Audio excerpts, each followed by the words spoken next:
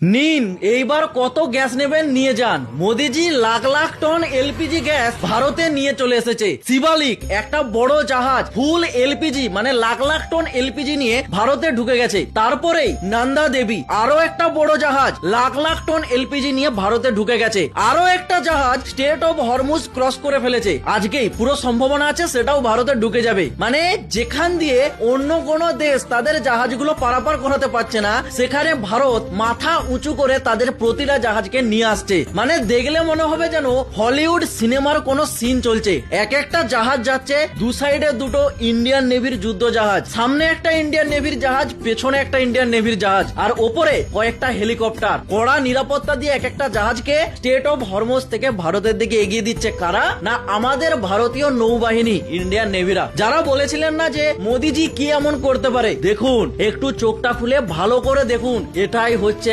আমাদের ভারত। এটা 1950 সালের ভারত নয়, এটা 2026 সালের ভারত, যেই ভারত মাথা উঁচু করে বাঁচতে শেখায়। তাই গর্ব করে বলুন, জয় হিন্দ, বন্দে মাতরম, জয় ইন্ডিয়ান নেভি, জয় মোদিজি, জয় সিয়ারাম।